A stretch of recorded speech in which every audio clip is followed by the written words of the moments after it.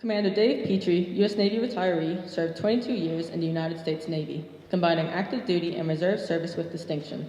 A career surface warfare and nuclear propulsion officer on active duty, and later an engineering duty officer in the Navy Reserve, he held critical leadership positions afloat and ashore that spanned naval surface warfare, nuclear operations, and engineering management. Throughout his military career, he received numerous personal and UN awards. These include 4 Navy Commendation Medals, the Navy Achievement Medal, the Armed Forces Expeditionary Medal, and 2 National Defense Service Medals, as well as numerous command and unit citations that recognize operational excellence and team achievements. Commander Petri's civilian career includes technical and leadership roles with Raytheon and Siemens, as well as serving as Vice President of Marketing at Nestor Hosiery, where he launched and grew the nationally recognized Farm to Feed sock brand. Today, he is an independent business consultant for his company, Sinashura Consulting, providing marketing and communication support to clients. He is also the communications director for the nonprofit advocacy organization, National Security Leaders for America. Commander Petri holds a bachelor's degree in aerospace engineering from Pennsylvania State University, a master's degree in engineering management from Southern Methodist University, and an MBA from Wake Forest University. He lives in Mount Airy, North Carolina, with his wife, Dr. Lisa Petri, and enjoys music, cycling, and hiking.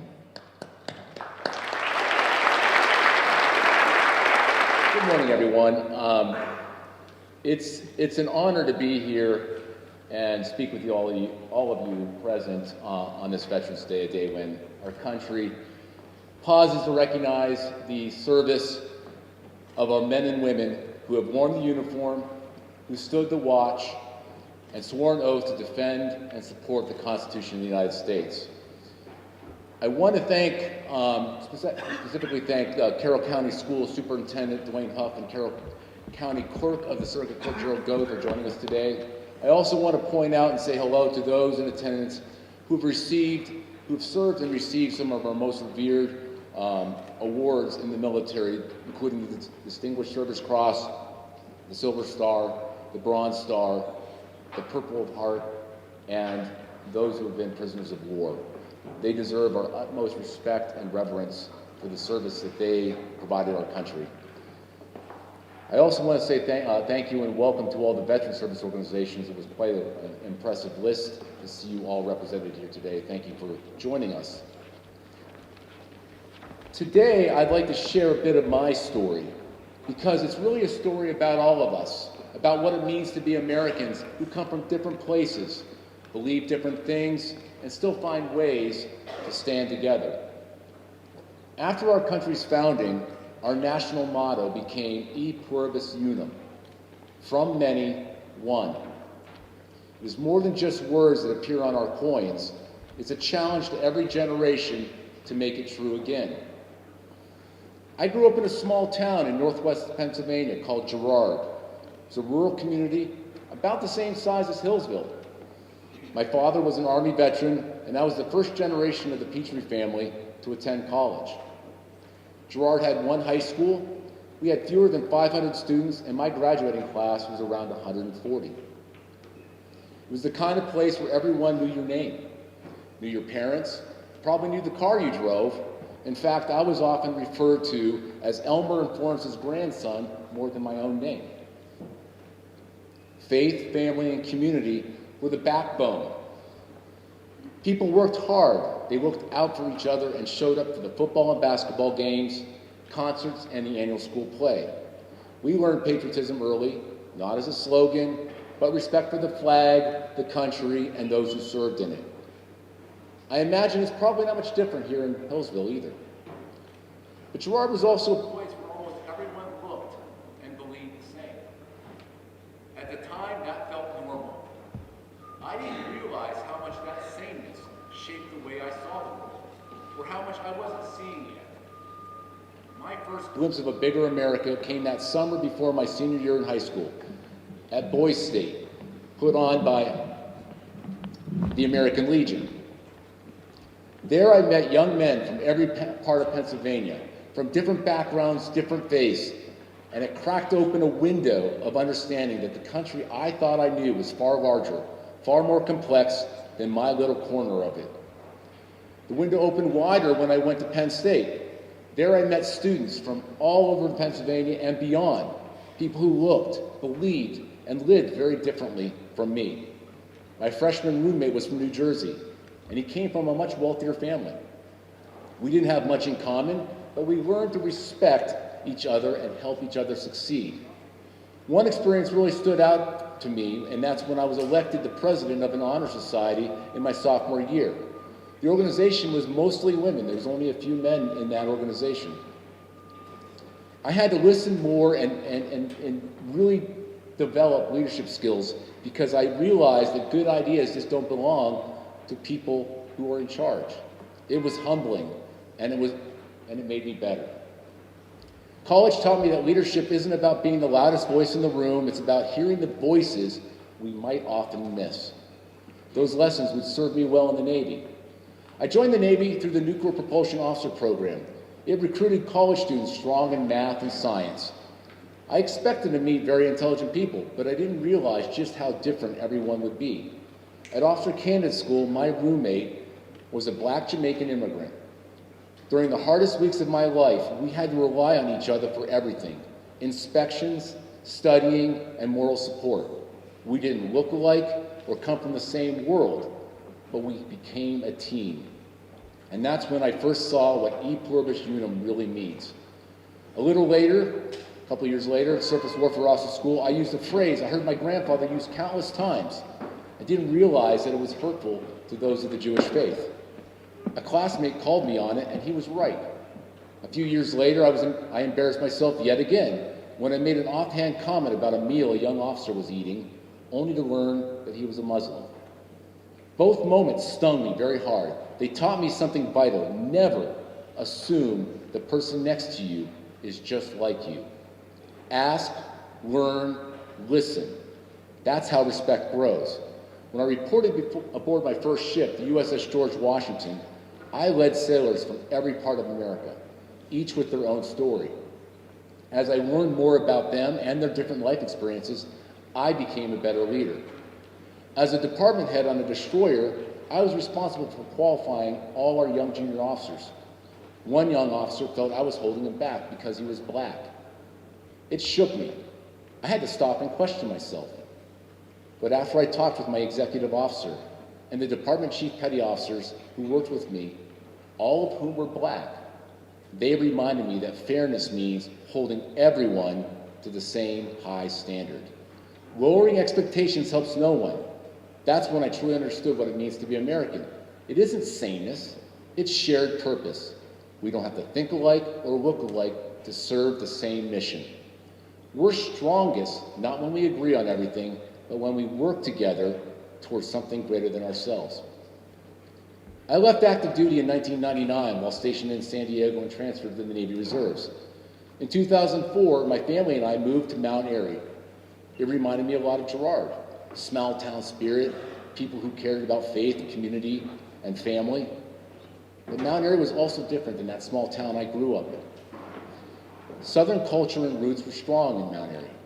It had more diversity. It had a strong Black community and a growing Hispanic population. At first, we definitely were the outsiders. People were kind, but cautious. But over time, I came to see that just like Girard, Mount Airy's greatest strength is its sense of community. That simple act of waving to a stranger, the belief that people should look out for one another. Still, I also learned how quickly misunderstanding can divide us. When I advocated for curbside recycling years ago, some folks labeled me as that guy from California. Nevertheless, I kept at it and was joined by others in the community who shared my vision. In 2012, the program became a reality and continues to exist today. It happened not because we all agreed on everything, but because we shared a vision of making our town better. That's what community is about. It reminded me of something the late Senator John McCain said when he first ran for Congress. He was accused of not being a true Arizonan because he moved there after retiring from the Navy and marrying his wife. He replied, "I never lived anywhere very long in the Navy, but perhaps the place I lived the longest was as a POW in a camp in Vietnam." McCain, one of my heroes, understood that home isn't about how long you've lived somewhere, it's about what you give to it. He reminded us countless times that different does not mean less. The truth is, American strength lies in our collective differences.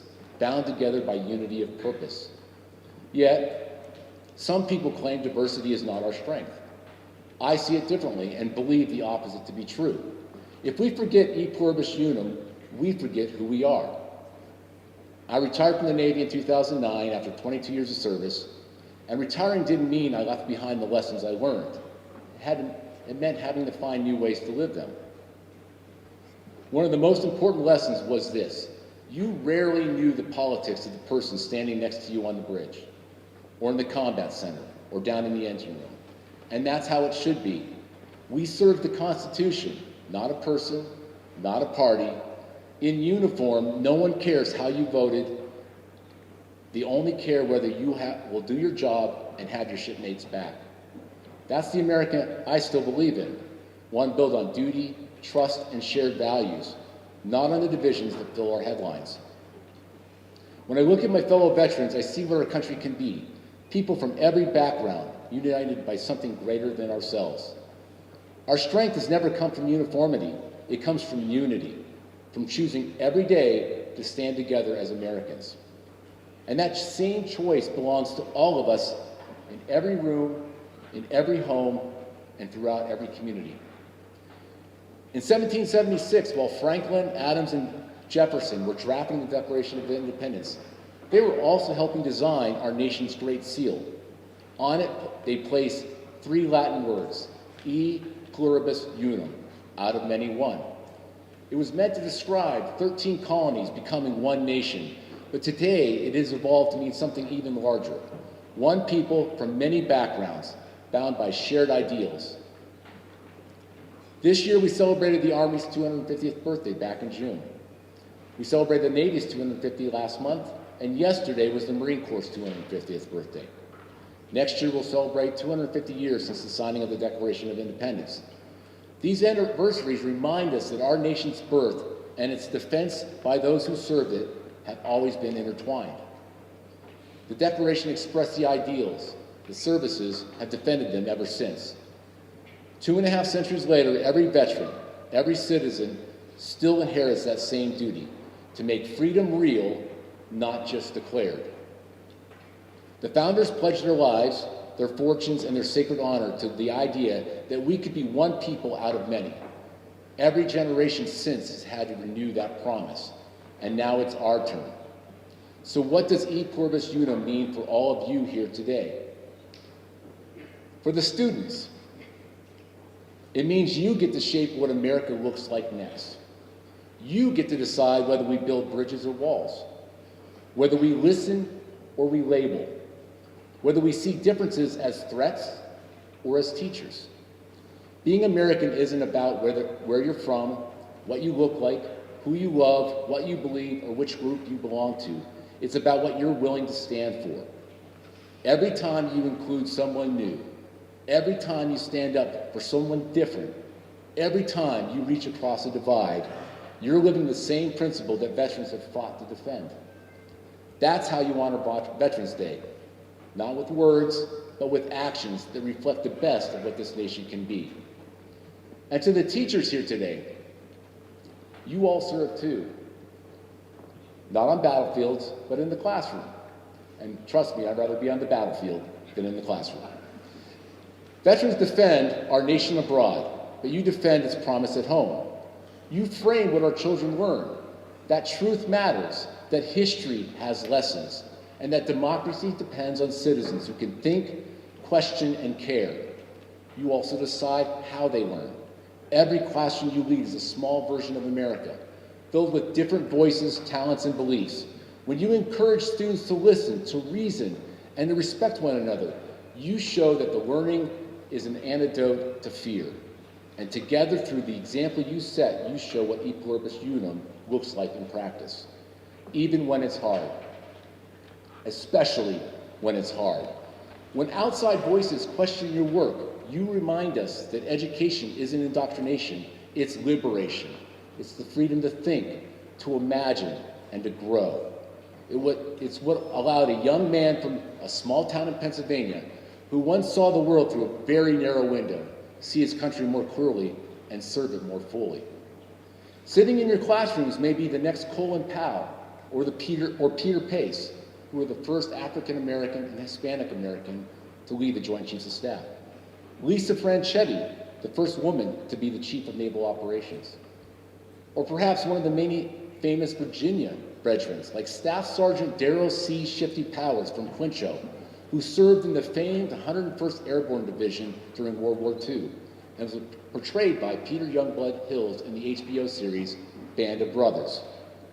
Vice Admiral Samuel L. Gravely Jr. of Richmond, who's the first African American to serve aboard a warship as a U.S. Navy officer, the first to command the Navy ship, and the first to achieve the rank of Admiral. General Alexander Archer Vandergrift from Charlottesville, who received the Medal of Honor and was the Commandant of the Marine Corps. Teachers, in that sense, you are our nation's quiet veterans, fighting every day for the minds and hearts of the next generation, and for that you have my most profound respect.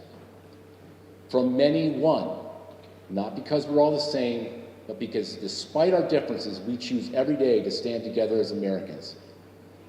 That's how we honor those who serve, by each and every one of us keeping the promise of E Pluribus Unum. Thank you very much.